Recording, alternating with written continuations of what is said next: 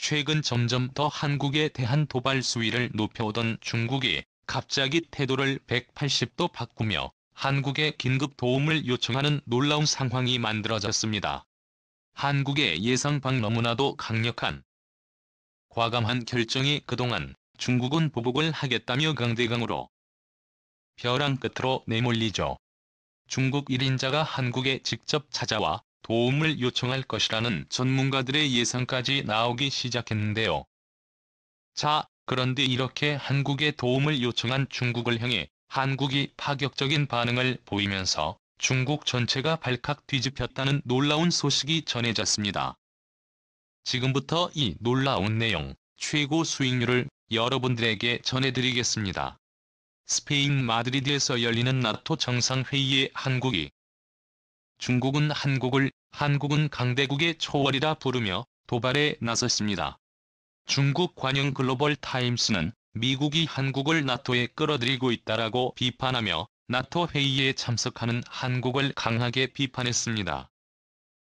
미국은 또 일부 국가들은 스스로를 세계 지정학적 관계를 조종할 수 있는 체스 플레이어로 여기지만 사실은 체스판 위에 있는 강대국의 졸에 불과하다라며 한국이 미국의 졸에 지나치지 않는다는 선을 넘는 발언까지 대대적으로 보도했습니다.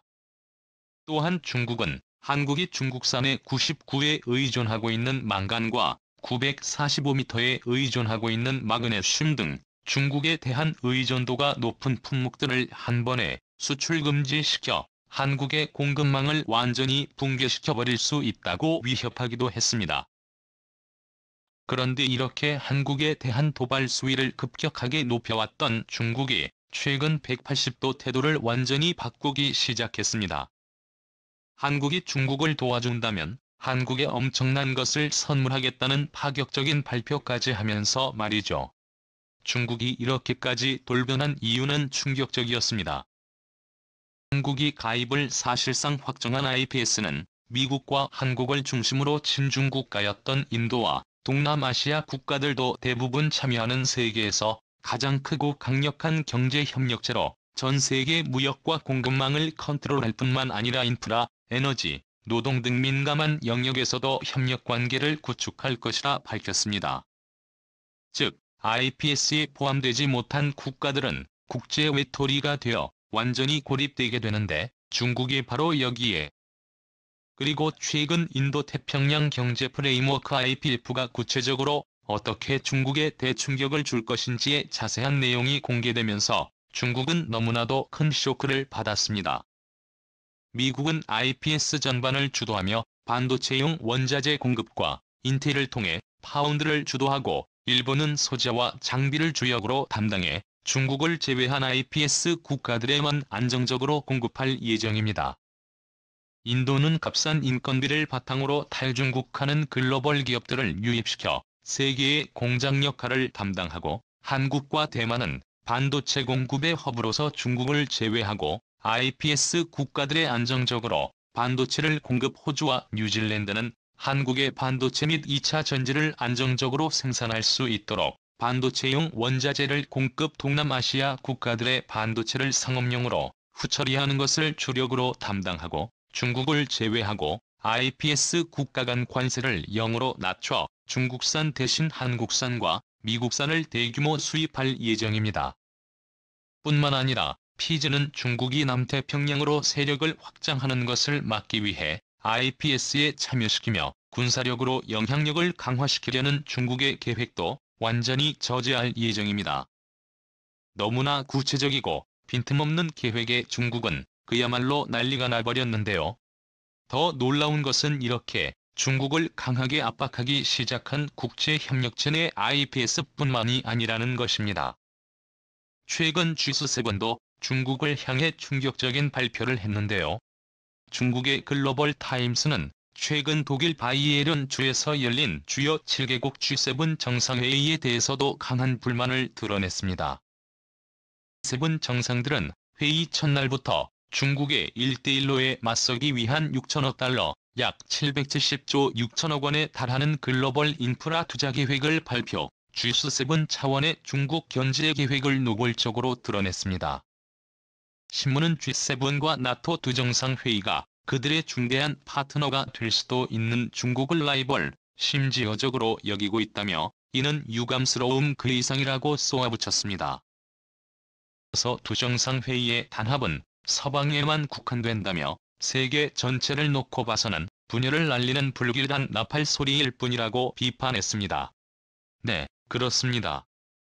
한국의 정식 나토 가입이 임박한 가운데 미국과 서방국들은 나토와 G7을 하나로 묶어 세계에서 가장 강력한 국가, 이들의 협력체를 만들려 하고 있고 한국이 여기서 매우 중요한 역할을 할 것이라 전했습니다. 역사상 처음으로 중국을 노골적으로 언급하며 강력한 경고의 메시지를 전했습니다. 북대서양조약기구 나토가 새로운 전략 개념에서 중국이 야기하는 도전을 처음으로 다뤘는데요. 1931일 스페인 마드리드에서 열린 나토 정상회의에서 러시아의 위협과 함께 중국이 야기하는 도전을 처음으로 다른 새로운 전략 개념을 승인했습니다.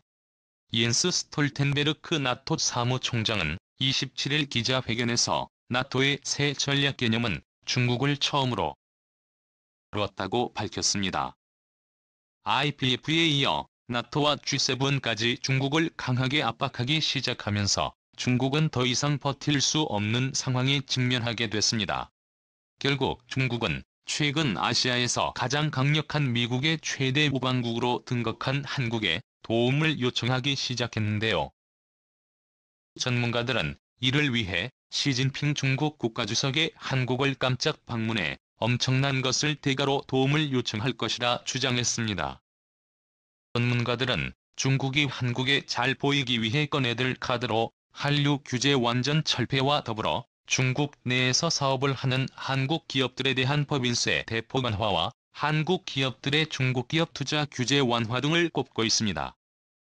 이렇게 한국에 막대한 혜택을 주는 대신 중국은 한국에 외교적 도움을 요청했습니다. 중국이 미국을 견제하기 위해 추진한 남태평양 섬나라 10개국들과 추진한 경제안보 협력에 불발했다는 소식이 얼마 전 나왔습니다. 중국이 이 국가들의 24개 선물 패키지로 구애를 보냈는데도 태평양 국가들이 이를 거절한 것은 미국 그리고 미국의 동맹국들과 완전히 적대 관계를 구축하는 것은 그야말로 나라를 망치는 가장 빠른 지름길이라 판단한 것입니다. 그리고 태평양 개국가들 중 상당수가 한국과 밀월 관계에 있어 한국의 영향도 크게 작용했습니다. 실제로 이렇게 중국의 23인자로 불리는 시진핑, 리커창 왕위까지 모두 솔로몬 제도를 방문해 엄청난 것을 선물하겠다며 중국의 편이 되어달라고 애원했지만 결국 솔로몬 제도는 한국 때문에 중국의 제안을 거절한 것으로 밝혀졌습니다. 놀랍게도 솔로몬 제도는 한글을 공식 국가 표기 문자로 도입했고 한국의 건설사들이 솔로몬 제도의 인프라부터 도로, 주택 등 모든 것을 담당하고 있습니다. 솔로몬 국민들 입장에서는 매우 고맙게도 한국 기업들이 솔로몬 제도에서 매우 저렴한 가격에 아주 좋은 퀄리티의 인프라와 주택을 지어주었을 뿐만 아니라 천문학적인 규모의 무상 지원까지 해주다 보니 한국을 절대적인 우세한 국가로 여기며 중국과 손을 잡는 것을 강하게 반대하고 있습니다. 솔로몬 제도뿐만 아니라 중국이 미국을 견제하기 위해 필요한 태평양 10개국 대부분에 이렇게 한국과 심상치 않은 밀월 관계를 맺었기 때문에 중국 입장에서는 한국의 외교적 도움이 절실한 상황입니다. 에서는 중국이 이에 한국의 도움을 요청하기 위해 시진핑 중국 국가주석의 사상 최초로 비공식 일정을 잡아 한국을 몰래 깜짝 방문할 수 있다고 전했습니다. 이번에 한국이 중국을 도와주지 않을 경우 중국은 역사상 가장 심각한 경제 위기를 맞이한다고 외신들은 전했습니다. 미국 경제 전문 방송 CNBC. 늘 중국이 부동산 위기와 우크라 전쟁, 위험한 외부 대출 등 때문에 천안문 사태 이후 최대 위기를 맞이하게 됐다고 전했습니다. CNBC는 일단 홍더 집단의 부도 위기로 중국의 중소부동산 업체의 디폴트가 연발하는데 부동산 위기가 고조되고 있다. 최근 코로나의 위기로 이슈가 가려져 있지만 부동산 위기는 중국 경제의 이자 상수로 작용을 하고 있다고 전했습니다. 실제로 부동산은 중국 경제의 30%를 차지할 정도로 가장 중요한 부분인데요. 부동산 개발 업체의 위기가 고조되면서 집값이 폭락하고 있습니다. 중국인들은 대부분 주택담보대출로 집을 구매하는데 집값이 폭락하면서 집값이 대출금보다 더 낮아지게 되어 차라리 갚지 않는 편이 이익입니다. 그렇게 되면 은행들은 도산하게 되고 중국 경제는 괴멸적인 타격을 입을 것이라고 CNBC는 전했습니다.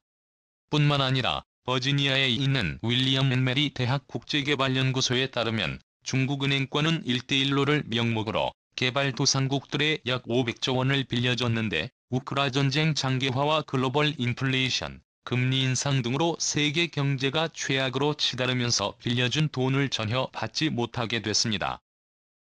이 막대한 손실을 만회하기 위해서는 태평양 10개국에서 새로운 기회를 찾아야 하는데 한국의 도움 없이는 불가능하다는 것이 중국의 입장입니다.